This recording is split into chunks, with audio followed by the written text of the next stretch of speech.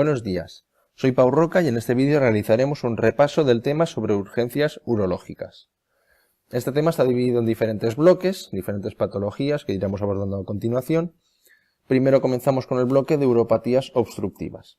La uropatía obstructiva se define como la imposibilidad del paso de orina en cualquier parte del tracto urinario, por una causa mecánica o funcional. Dentro de este bloque nos centraremos en tres patologías: el cólico nefrítico, la retención aguda de orina y la retención crónica de orina. El cólico nefrítico se trata de un dolor brusco originado en el riñón o en la vía urinaria por una obstrucción por un cuerpo sólido en cualquier punto de la vía.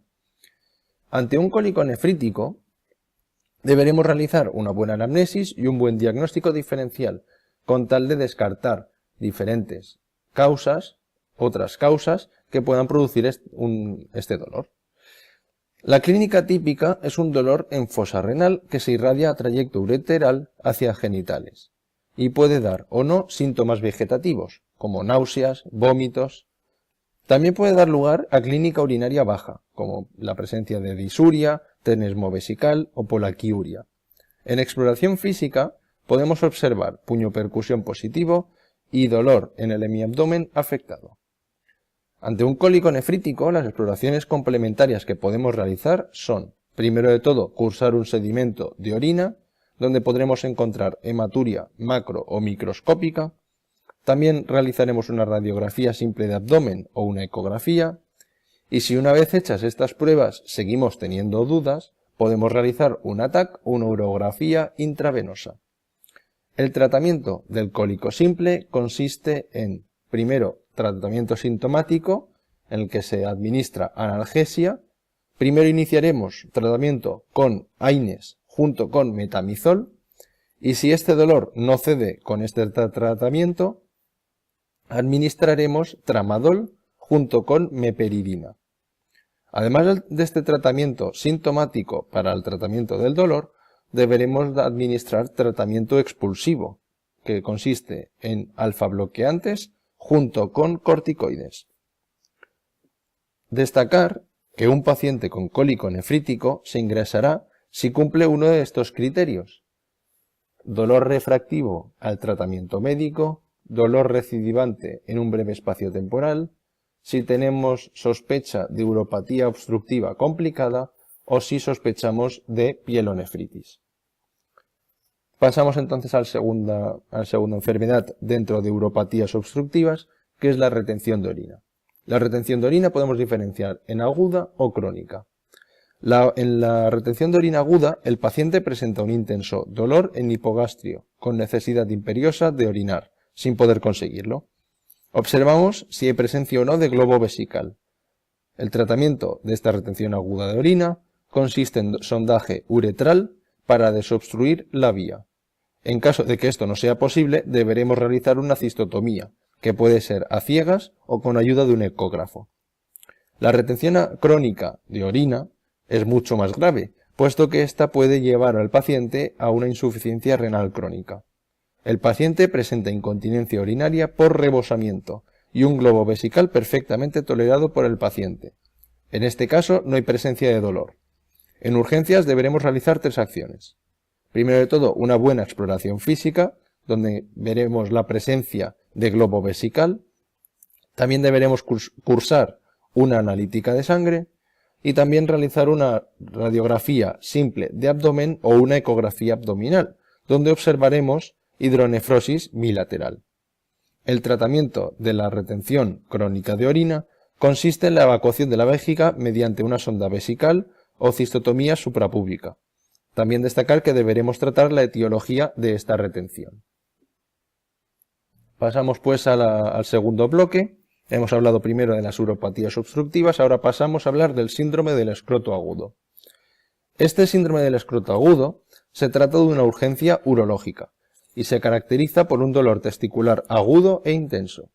Como en toda patología, deberemos realizar un buen diagnóstico diferencial, pero en este caso es aún más importante, puesto que debemos descartar de manera urgente un cuadro de torsión testicular, que se considera una emergencia quirúrgica. La torsión testicular es la causa más importante de dolor testicular o escroto agudo. Se suele dar en gente joven, principalmente en menores de 20 años. Siempre se ha de considerar como la primera opción diagnóstica. Este proceso se da en un corto periodo de tiempo. Tenemos que tener en cuenta que cuanto más tiempo pasa, se produce esta patología, este dolor, menos oportunidades tenemos de que sea reversible y de poder salvar la gónada afectada. En la exploración física, destacar dos signos importantes, como son el signo de Governor y el signo de Pren. El signo de Governor positivo se trata de encontrar el teste ascendido y en posición horizontal. El signo de Pren negativo se produce, consiste en un aumento del dolor con la elevación del testículo hacia la región inguinal. La exploración complementaria básica para esta patología, para confirmar esta patología o que nos orienta a esta patología, es la ecografía Doppler del testículo, en el que encontraremos que este testículo tendrá una perfusión disminuida. El tratamiento de la torsión testicular consiste en la recolocación de este testículo. Puede ser manual, principalmente se utiliza cuando la duración de la patología es de menos de 6 horas, aunque muchas veces se llega a realizar esta distorsión mediante una cirugía urgente, en el que también se realizará una orquidopexia bilateral. Por lo tanto, dos informaciones básicas importantes que tenemos que recordar de la torsión testicular es que en el escroto agudo es una torsión testicular hasta que no se demuestre lo contrario, y el diagnóstico de esta torsión testicular es clínico. Las pruebas de imagen, como hemos comentado, el ecodoppler testicular, no pueden condicionar ni el diagnóstico ni la conducta a seguir. Pasamos al tercer bloque, que es la patología infecciosa. Aquí podemos encontrar una gran variedad de etiologías, una gran variedad de enfermedades. Destacaremos algunas de ellas. Primero empezamos con la prostatitis aguda. Destacar aquí no realizar un tacto rectal, puesto que hay riesgo de bacteriemia. Realizaremos un sedimento fraccionado y ante una prostatitis aguda el tratamiento que administraremos es antibiótico durante 21 días y si hay presencia de clínica obstructiva asociada, administraremos tamsulosina. Ante una uretritis, realizaremos un cultivo uretral en el que podemos encontrarnos con que el agente etiológico puede estar producido por una gonorrea o una clamidia, y el tratamiento para esta uretritis será ceftriaxona junto con acitromicina. Ante una orquiepididimitis, cursaremos un cultivo de orina y de semen. Según el paciente en el que se produzca esta patología, lo orientaremos hacia una causa u otra. Si el paciente tiene menos de 35 años, orientaremos, aunque la causa a que esta orquiepididimitis está producida por una enfermedad de transmisión sexual, por lo que trataremos tanto la gonorrea como la clamidia. Trataremos con ceftriaxona junto con acitromicina. Si el paciente es mayor de 50-60 años, suele relacionarse con síntomas del tracto urinario inferior. Ante esto, administraremos como tratamientos amoxicilina y ácido clavulánico o levofloxacino, y también podemos administrar cefuroxima. Por último, tenemos la gangrena de Fournier, que se trata de una fascitis necrotizante polimicrobiana, en el que se puede producir celulitis, miositis y fascitis.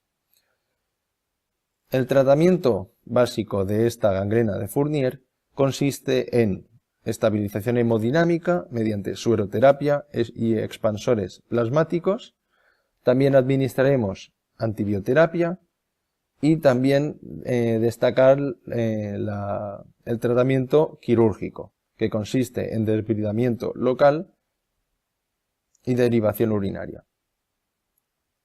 Si estamos delante, si la enfermedad, si esta gangrena está producida por un anaerobio, el tratamiento consiste en desbridar la zona y limpiarla también con agua oxigenada. A continuación hablaremos de la hematuria. Como siempre sabemos, podemos diferenciar la hematuria en micro o macro. Microhematuria, si observamos la presencia de sangre en orina, que solo puede ser detectada mediante microscopio, en el que encontraremos más de 3 hematíes en orina. La macrohematuria consiste en más de 100 hematíes por campo en el sedimento. Destacar que es importante saber que en pacientes mayores de 50 años, el 35% de las hematurias son de causa tumoral. Por lo tanto, siempre tras un primer episodio de macrohematuria hay que estudiarlo. Dentro de la microhematuria, ante una microhematuria, esta no tiene repercusión hemodinámica y el tratamiento será muy sencillo: hidratación junto con reposo relativo. Ante una macrohematuria, como hemos dicho, hay que estudiarlo más a fondo. Realizaremos una buena anamnesis, una buena exploración física, como siempre, cursaremos analíticas de sangre y de orina y también podemos acabar realizando una placa de abdomen o una ecografía. Ante todo ello, con una macrohematuria podemos estar delante de una hematuria leve o una hematuria grave. Ante una hematuria leve realizaremos control y si la hematuria es grave deberemos realizar sondaje uretral y lavado vesical continuo. Si con estos tratamientos no cede el sangrado, derivaremos a cirugía urgente. Si cede el sangrado de esta hematuria grave, ya pasamos al tratamiento conservador que hemos mencionado antes, que consiste en hidratación y reposo relativo. Y por último hablaremos de la parafimosis. Recordemos que la parafimosis es el estado en el que el prepucio, una vez está retraído por detrás del glande, no puede volver a su posición normal. Afecta sobre todo a niños y ancianos. Destacar que el tratamiento de esta parafimosis consiste en la reducción urgente mediante suero glucosado al 30% y posteriormente realizar postectomía, esta postectomía será el tratamiento definitivo de la parafimosis.